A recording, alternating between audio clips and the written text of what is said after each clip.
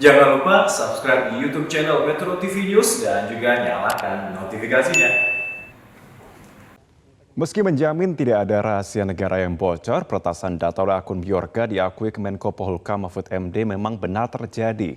Di media sosial, percakapan mengenai teka-teki sosok di balik akun ini menggelinding bak bola liar. Aksi doxing atau penyebaran data sejumlah pejabat malah disambut positif warganet seolah memberi karpet merah atas aksinya. Apakah sudah saatnya publik beranjak dari kehebohan sesaat ke hal substansial seperti mendorong pemerintah untuk melakukan perbaikan dan penguatan perlindungan data? Untuk bahasnya kita sudah bergabung bersama kami melalui sambungan Zoom, anggota Komisi 1 DPR RI M. Farhan dan founder Drone Emprit yang juga pakar media sosial Ismail Fahmi. Saya akan sapa, selamat pagi Mas Fahmi, selamat pagi Kang Farhan. Selamat pagi Mas Mervin. Selamat pagi, terima kasih sudah bergabung bersama dengan kami. Baik, saya akan pertama langsung ke Mas Fahmi dulu. Mas Fahmi, percakapan mengenai doxing Bjorka lancarkan di media sosial. Ini malah ternyata punya impresi positif dari warganet. Kenapa ya Mas ya? Jadi kalau kita lihat ya, publik itu sudah lelah ya dengan penipuan-penipuan yang terjadi ya. Tidak percaya kepada pemerintah gara-gara datanya banyak yang bocor gitu. Dari Tokopedia, Bukalapak, kemudian BPJS, kan nggak ada tindakannya. Dan yang paling sering dirasakan langsung oleh publik adalah ketika mereka menerima SMS, kemudian telepon dari orang nggak dikenal. Katakanlah misalnya ada sebagian tidak tertipu, tapi banyak sekali yang tertipu.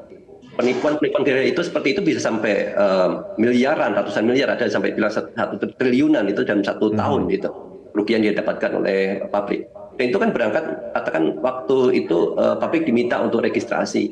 Nah, di dalam registrasi nomor telepon, kemudian juga dengan NIK dijanjikan tidak akan bocor kan. Dan juga penipu tidak akan bisa berbuat lagi, tapi ternyata masih jalan.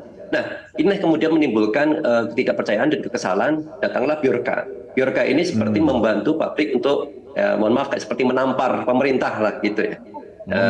Ini loh, gitu ya. dibongkar lagi. Ternyata apa yang dibilang aman tidak aman. Ini sebetulnya ironis.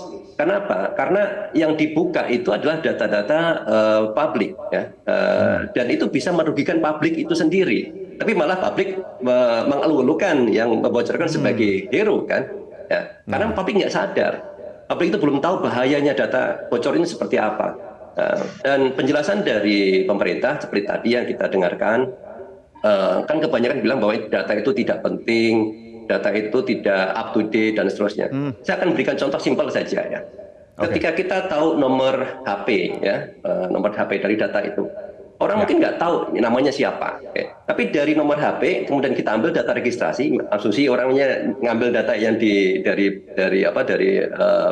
hacker tadi ya, dapat NIK. Kemudian digabung lagi dengan data bocor dari KPU. Dari KPU kan ada NIK, dari NIK ada nama kan. Dari nama ada juga NKK, nomor kartu keluarga. Itu ketahuan akhirnya apa? Nama orang tuanya, nama anaknya, nama alamatnya gitu.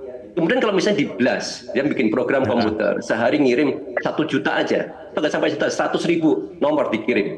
Ya. Kemudian kasih tahu, halo Ismail Fahmi, mohon maaf nih, anakmu namanya ini lagi kecelakaan, misalnya gitu. Loh, orang kok sampai tahu ya?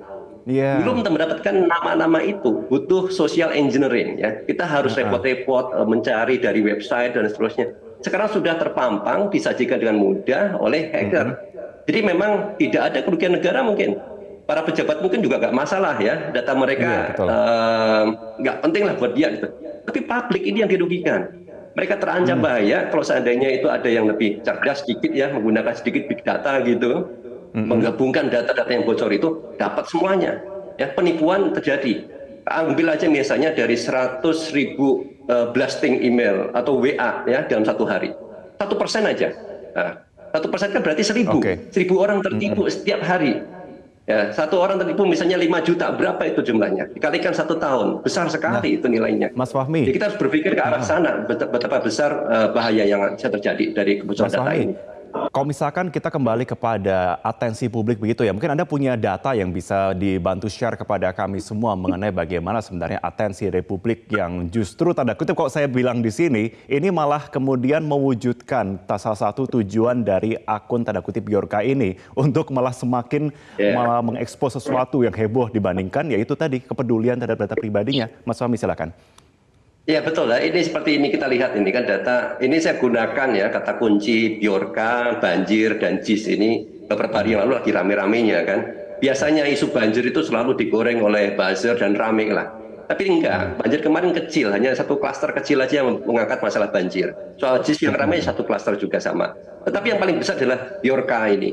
Dan kalau lihat tuh warnanya hijau, itu ada sentimen. Sentimennya tuh hijau itu sentimen positif, artinya dia senang. Banyak publik itu yang senang dengan apa yang dilakukan oleh Biorka ini. Nah, ini sebagai gambaran ya, betapa Biorka itu seperti perwakilan, mewakili suara hati publik dalam hal apa? Menunjukkan rentannya pengamanan data di negara kita dan bagaimana kita melihat data itu. Kesadaran atas pentingnya data itu masih sangat rendah dan itu ditunjukkan di sini. Gitu. Jadi demikianlah situasinya. Makanya ini kan harus dibalik ya berikutnya. Dari sensasi yang dibuat oleh Biorka, publik kemudian mengglorifikasi, kita harus masuk ke esensi. Esensinya apa? Esensinya adalah kebocoran data dan ini bisa ada potensi kerugian yang timbul terjadi kepada publik yang lebih luas lagi nantinya. Ya. Dan ini harus dilakukan oleh pemerintah saya kira. Ada yang dilakukan misalnya ketika terjadi kebocoran apa sih harus dilakukan? Saya ambil tadi itu contoh dari Singapura itu mereka bikin tahapan simpel aja ada 4 tahap namanya CARE, C-A-R-E. Kemudian di contain ya dilihat masalahnya di mana jangan sampai melebar. Kemudian ada yang bagian R itu report. Artinya apa? Dikasih tahu salah satunya adalah individu atau publik ini ada data bocor. Ini potensi nanti akan dimanfaatkan seperti apa? Ada scamming, ada spamming dan segala macam. Di-educate publik. Kemudian publik kasih tahu apa yang publik harus lakukan. Itu. Nah ini esensinya kan harusnya ke sana. Sekarang kita masih di sensasi semua ini. Nah, coba kita akan tanyakan langsung ya, Mas Farhan, saya akan kepada Anda. Mas Farhan, kalau kita bicara mengenai emergency respon ini kan PR-nya cukup mendesak begitu ya. Bagaimana bentuk sejauh ini emergency respon yang sudah dilakukan oleh pemerintah, kalau menurut Anda? Wajar saja pemerintah memberikan respon yang tampaknya normal-normal aja dan juga normatif ya. Karena kalau pemerintah menunjukkan kepanikan, rakyat akan lebih panik. Karena memang itu tujuan dari sosok-sosok atau entitas seperti Biorka ini. Menimbulkan ketidakpercayaan masyarakat kepada pemerintah. Nah, entitas seperti Biorka ini memang motivasinya adalah agar masyarakat lebih mempercayai sosok seperti Biorka daripada sosok-sosok di pemerintahan. Betul. Bahkan Biorka yang tadinya saya pikir punya motivasi politik, ternyata masih motivasi politiknya kemana-mana gitu. Orde Baru diserang, Denny Siregar juga diserang gitu. Jadi pertanyaannya sekarang gini, ketika pemerintah mengatakan bahwa data yang diretas itu data yang biasa-biasa aja, saya membacanya berbeda dengan Mas Fahmi. Kalau Mas Fahmi kan membacanya, jangan anggap remeh loh pemerintah, data general itu juga bisa sensitif. Nah, tetapi kalau saya melihatnya narasi yang diangkat oleh pemerintah dengan mengatakan bahwa data yang diangkat itu data general, artinya pemerintah tuh lagi nantangin Biorka, Biorka lu mah biasa-biasa aja. Ya, dan bahkan ketika Biorka menjadi sosok hero di mata masyarakat, bukan tidak mungkin sekarang ini akan ada entitas-entitas lain sejenis Biorka yang akan muncul dan mengalahkan image seorang Biorka gitu. Nah, persaingan seperti itu merupakan hal yang wajar sekali dalam dunia hacker, bukan begitu Mas Fahmi? Dan artinya apa? Artinya sekarang ini pertahanan kita harus sudah siap-siap. Pasang kuda-kuda yang kuat. BSSN, Kemenkominfo, Badan Intelijen Negara beserta dengan Menko Polhukam sudah membuat satgas khusus. Tentu kita akan mengatakan, aduh nggak keren banget sih kayaknya gitu, nggak cyber banget sih pembentukan satgas gitu. Tapi memang begitulah cara pemerintah bekerja. Tidak mungkin pemerintah tiba-tiba bekerja membentuk tim suicide squad gitu atau hyper cyber squad gitu. Nggak ada lah, itu hanya ada di film Hollywood. Nah, di Indonesia itu pemerintah harus berjalan dengan normal membentuk satgas ini dan ujungnya nanti penindakan hukumnya harus diberikan kepada kepolisian. Nah, itu yang penting. Jadi kita harus bersama-sama membantu untuk penegakan hukum. Maka saya yakin di luar sana banyak computer engineer yang lebih pinter dari Bjorka, tapi memiliki kesadaran hukum yang tinggi dan nasionalisme yang tinggi akan bantu pemerintah untuk mengungkap dan menangkap entitas Bjorka dan orang-orang di belakangnya. Oke, Mas Farhan. Tapi kan dikatakannya juga narasi yang diberikan adalah emergensi begitu yang ditangkap masyarakat bukan satgasnya tapi emergensinya artinya waduh jangan-jangan pemerintah juga ikut panik juga. Tapi satu sisi ya kita harapkan di sini memang menjadi ada betul perbaikan tata kelola data.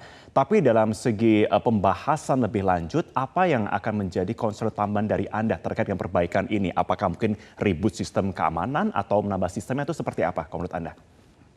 Saya sih lebih mengkhawatirkan kepatuhan lembaga-lembaga negara yang selama ini menjadi pengumpul dan pengelola serta penyimpan data masyarakat atau data pribadi warga negara Indonesia.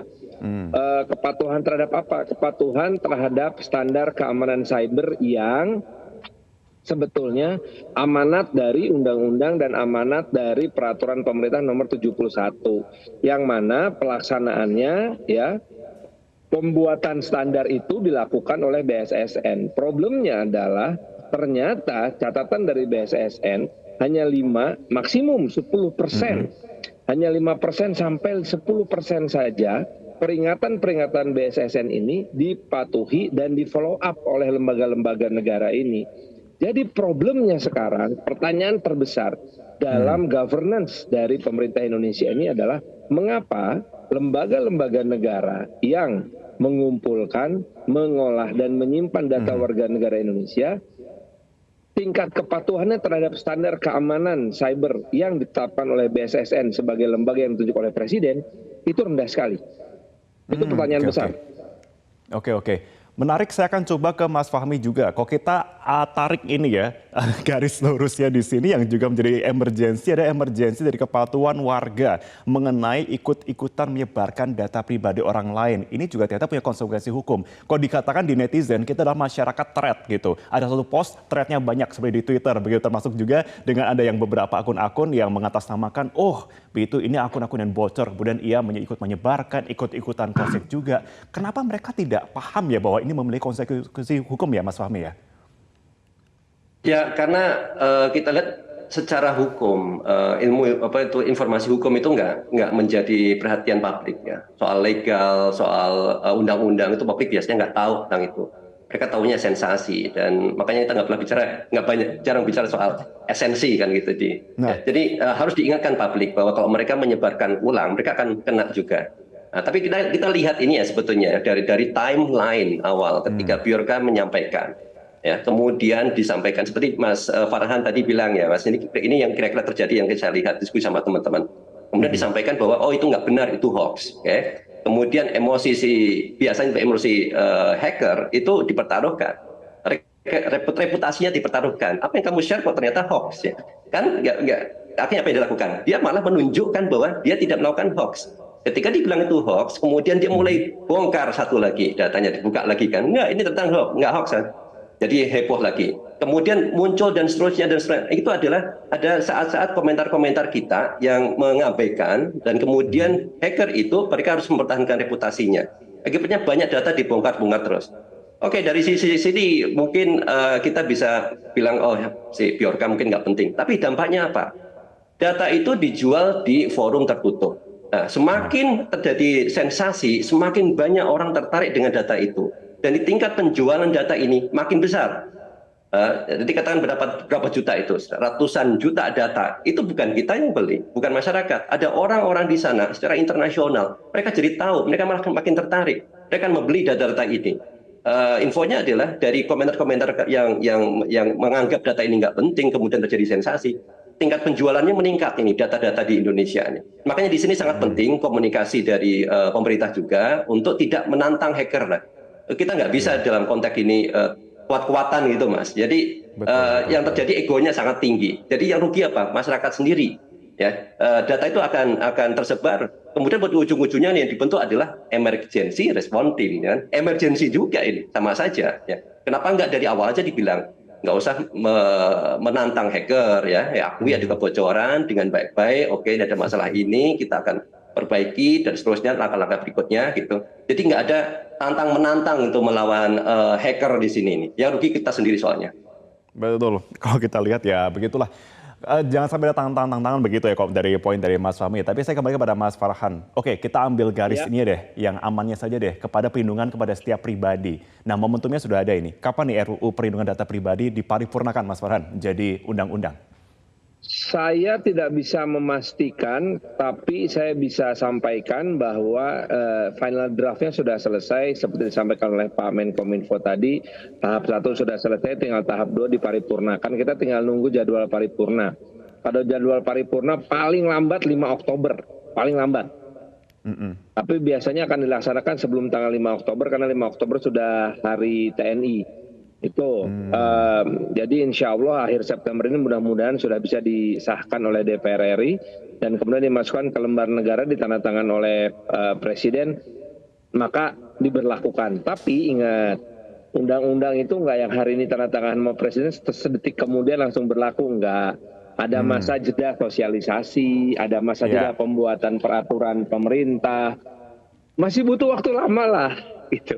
Nah sekarang itu yang mesti dijawab oleh pemerintah adalah kenapa nggak pada patuh sama BSSN? Nah itu tuh pertanyaan besar sekali itu. Oke, tapi semua fraksi aman ya semua ya di sini. Apakah masih ada pembicaraan di belakang atau mungkin ya perdebatan di belakang terkait hal ini, Mas Farhan? Kenapa, sorry? Oke, apakah tapi semua dari fraksi ini sudah setuju begitu terkait dengan perlindungan data ini ataupun masih ada pembicaraan lain? Beres semua ya? Sudah beres, walaupun secara pribadi masih ada satu pasal yang ganjel tapi saya udah pasrah aja. Tapi ya semoga kita harapkan ini bisa benar-benar menjadi sebuah pembahasan yang bisa memberikan pencerahan dan keamanan, rasa ayem juga kepada masyarakat netizen semua di sini ya. Terima kasih. Maaf sebentar, Marvin, maaf sekali, saya mesti nambahin dulu. Kita jangan over ekspektasi terhadap RUU PDP karena RUU PDP tidak memiliki instrumen untuk menangkap orang atau entitas seperti Bjorka ya. RUU PDP itu memastikan kepatuhan semua organisasi yang melakukan pengumpulan, penyimpanan, dan pengolahan data. Itu aja. Tapi apakah RUU PDP bisa menangkap Bjorka? Enggak. Betul. Pokoknya lebih kepada pribadi begitu ya, itu yang kita bisa bantu sosialisasikan kepada masyarakat di sini. Dan kita harapkan juga Satgas betul ada langkah selanjutnya yang kita nantikan. Ini bisa menjadi jawaban tentunya dari pertanyaan-pertanyaan kita di belakang. Terima kasih anggota Komisi 1 DPR RI M. Farhan dan juga founder The Drone Emprit yang juga pakar media sosial. Terima kasih Marvin, terima kasih Mas Farhan, terima kasih Mas Marvin.